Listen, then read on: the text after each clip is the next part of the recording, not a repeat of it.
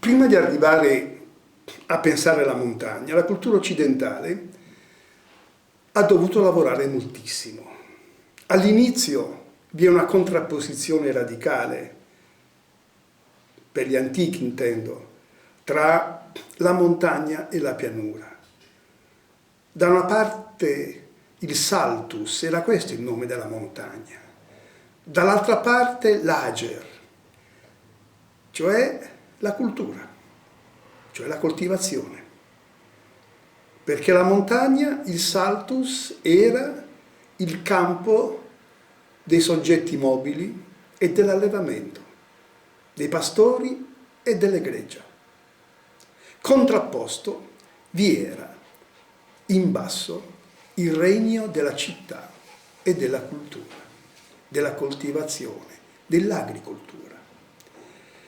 L'idea che gli antichi avevano era molto decisa da questo punto di vista e nel Medioevo le cose cambiano, nel senso che a leggere i documenti oggi si resta sorpresi, per esempio, in Alpis, quando si riferisce ad una località, indica un'altitudine di 200, a volte anche meno, 200 metri o anche meno, e che però da un lato restavano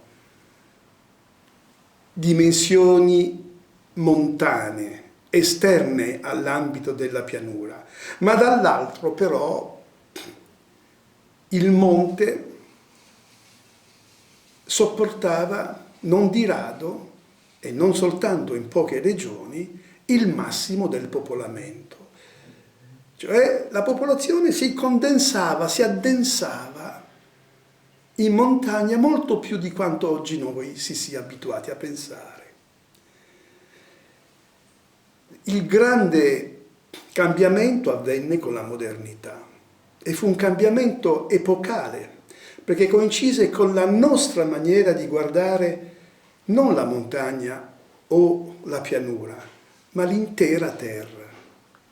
Vi è un episodio che io ritengo sia essenziale collegare a quello che sto dicendo, perché di solito viene assolutamente trascurato e ignorato.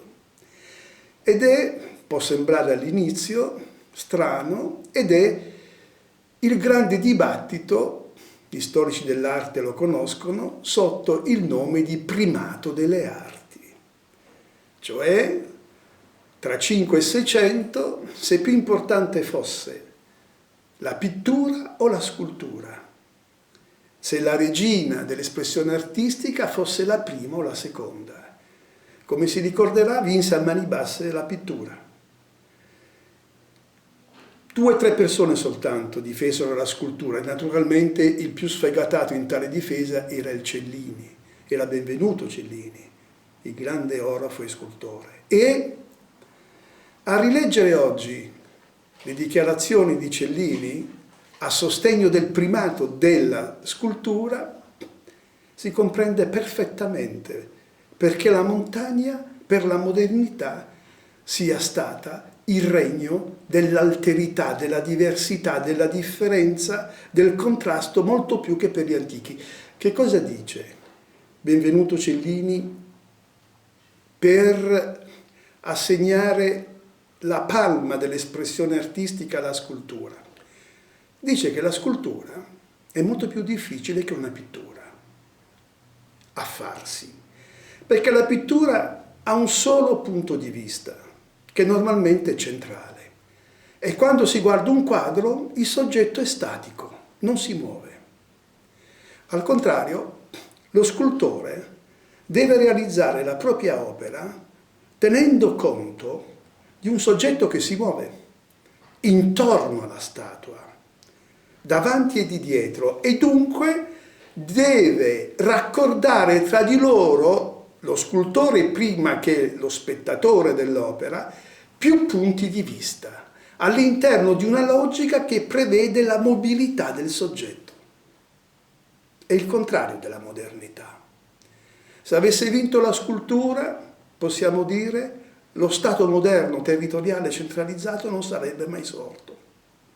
Perché Stato, come il nome stesso dice, presuppone un soggetto statico, immobile. E questa è la sua grande astrazione che consente di costruire nella sua materialità lo Stato moderno. Il soggetto non si muove, è statico. Ed è così che, attraverso il primato della pittura, la montagna è stata ancora di più cancellata, tornando all'antichità dopo la pausa, per così dire, comprensiva, inclusiva del Medioevo, dal regno della civiltà. Sarà per esempio soltanto uno scienziato come Alexander von Humboldt, tra 7 e 800, a ridare dignità alla montagna. E tra l'altro, noi oggi siamo abituati a distinguere la terra, la faccia della terra in tante regioni, e le regioni a loro volta si contraddistinguono l'uno rispetto all'altra, si contraddistinguono per una particolare specifica relazione che esiste al loro interno tra 3 dimensioni, cioè la pianura, la depressione e la montagna stessa. Ma questo è molto recente. L'inclusione della montagna, della dimensione verticale, come costitutiva della faccia della terra, a parte intera, a pieno titolo, rimonta soltanto appunto con Humboldt alla fine del Settecento e ai primissimi anni dell'Ottocento. Fu così che la montagna venne reinclusa nell'immagine che noi abbiamo del nostro pianeta e della sua superficie. 1659, la pace dei Pirenei tra Francia e Spagna, è il primo confine che si stabilisce esattamente sulla linea di cresta della catena montuosa. Le montagne ancora alla seconda metà del Seicento erano semplicemente dei divisori, delle linee neutre che servivano a separare uno stato dall'altro. E nel dopoguerra, per venire ai giorni ancora più vicini a noi, lo spopolamento montano è stato uno dei fenomeni prevalenti della organizzazione territoriale di tutte le nazioni, di tutte le organizzazioni statali, a partire da quelle europee. Si assiste oggi invece, significativamente, ad un processo inverso. Sarebbe molto facile enumerare i fenomeni che si accompagnano oggi a questa tendenza.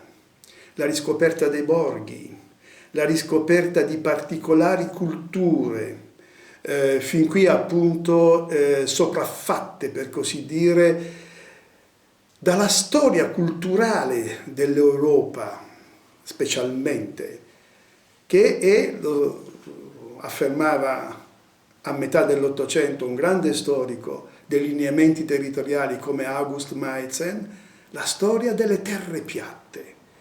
Oggi non è più così perché esiste la rete, perché il codice territoriale moderno, impostato appunto sulla separazione netta e successiva inclusione della montagna, soltanto nella misura in cui i suoi interessi e le proprie culture erano subordinate a quelle della pianura, oggi non tengono più, non funzionano più.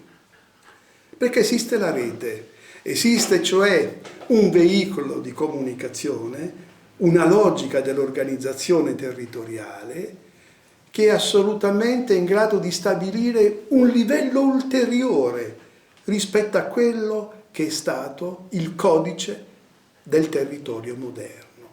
Sicché la differenza fisiografica tra pianura e montagna oggi tende a sparire dal punto di vista della funzionalità e delle mosse del territorio stesso.